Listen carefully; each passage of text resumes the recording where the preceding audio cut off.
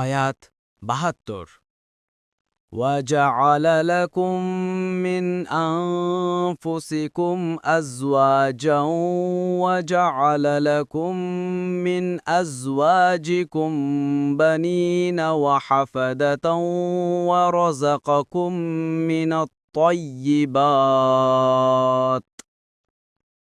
أَفَبِالْبَاطِلِ يُؤْمِنُونَ وَبِنِعْمَةِ اللَّهِ هُمْ يَكْفُرُونَ।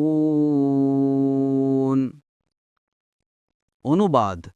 আর আল্লাহ তোমাদের থেকেই তোমাদের জোড়া সৃষ্টি করেছেন, আর তোমাদের যুগল থেকে তোমাদের জন্য পুত্র পৌত্রাদি সৃষ্টি করেছেন, এবং তোমাদেরকে উত্তম জীবনোপকরণ দান করেছেন। তবু কি তারা বাতিলের স্বীকৃতি দেবে? আর তারা আল্লাহর অনুগ্রহ অস্বীকার করবে? তাফসির ১ নং ফুটনোটের বিবরণ। আয়াতে একটি প্রধান নেয়ামত বর্ণিত হয়েছে যে, আল্লাহ তাআলা তোমাদেরই স্বজাতি থেকে তোমাদের স্ত্রী নির্ধারণ করেছেন, যাতে পরস্পরের ভালোবাসাও পূর্ণরূপে হয় এবং মানবজাতির আভিজাত্য এবং মাহাত্ম্য অব্যাহত থাকে। যদি অন্য প্রজাতি থেকে তা নির্ধারণ করতেন, তাহলে তাদের মধ্যে এরকমের মিল মহব্বত থাকত না। সুতরাং তার রহমতের এক নিদর্শন স্বরূপ তিনি আদম সন্তানকে পুরুষ ও নারী এ দুভাগে সৃষ্টি করেছেন, আর নারীদেরকে পুরুষদের স্ত্রী হিসেবে নির্ধারণ করেছেন। ইবনে কাসির ২ নং ফুটনোটের বিবরণ। অর্থাৎ তোমাদের স্ত্রীদের থেকে তোমাদের পুত্র ও পৌত্র পয়দা করেছেন। এ বাক্যে পুত্রদের সাথে পৌত্রদের উল্লেখ করার মধ্যে এদিকেও ইঙ্গিত পাওয়া যায় যে এ দম্পতি সৃষ্টির আসল লক্ষ্য হচ্ছে মানববংশের স্থায়িত্ব, যাতে সন্তান ও সন্তানের সন্তান হয়ে মানবজাতির স্থায়িত্বের ব্যবস্থা হয়। কোনো কোনো মুফাসসির আয়াতে উল্লেখিত হাফাদাতান শব্দের অর্থ করেছেন খাদেম ও সহায়কগণ।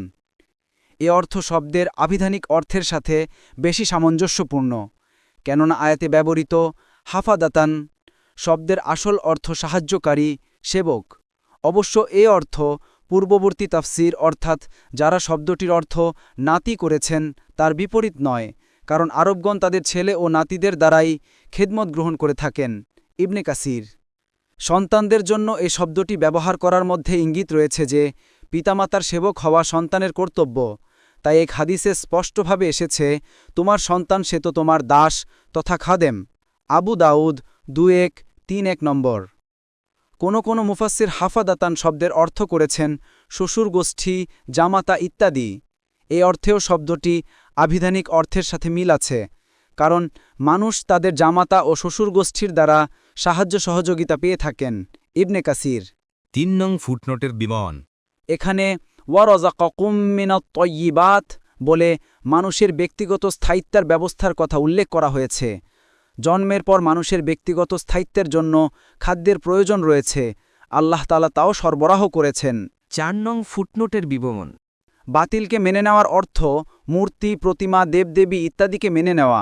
ইবনে কাসির তারা মনে করে যে তাদের দেবদেবী তাদের ভাগ্য ভাঙা গড়া, আশা আকাঙ্ক্ষা পূরণ করা, সন্তান দেওয়া, রুজি রোজগার দেওয়া, বিচার আচারে ও মামলা মোকদ্দমায় জয়লাভ করানো এবং রোগশোক থেকে বাঁচানোর ব্যাপারটি কতিপয় দেবদেবী, জিন ও অথবা পরবর্তীকালের কোনো মহাপুরুষ যেমন নবী, রাসূল, পীর, ফকির ইত্যাদির হাতে রয়েছে। কোনো কোনো মুফাসসির এখানে বাতিল বলে তারা শয়তানের ধোকায় পড়ে সমস্ত পবিত্র বস্তু হারাম করে সেগুলোকে বুঝিয়েছেন, যেমন বাহিরা, সাইবা ইত্যাদি। ফতহুল কাদির ৫ নং ফুটনোটের বিবরণ। অর্থাৎ এরা আল্লাহর দেয়া নেয়ামতকে গোপন করে এবং সেগুলোকে অন্যদের দিকে সম্পর্কযুক্ত করে। ইবনে কাসির হাদিসে এসেছে, আল্লাহ তাআলা কিয়ামতের দিন বান্দাকে তার ওপর তার দয়া প্রদর্শন করে বলবেন, আমি কি তোমার বিয়ের ব্যবস্থা করিনি? আমি কি তোমার জন্য ঘোড়া ও উট অনুগত করে দেইনি? আমি কি তোমাকে নেতৃত্ব ও আরামে চলাফেরা করতে দেইনি? মুসলিম ২৯৬৮ নম্বর। পরবর্তী তাফসিরে যেতে ভিডিওটি শেষ হওয়ার পূর্বেই এই বক্সে ক্লিক করুন। ভয়েস বা উচ্চারণে অনিচ্ছাকৃত ত্রুটি ক্ষমাসুন্দর দৃষ্টিতে দেখবেন ইনশাআল্লাহ।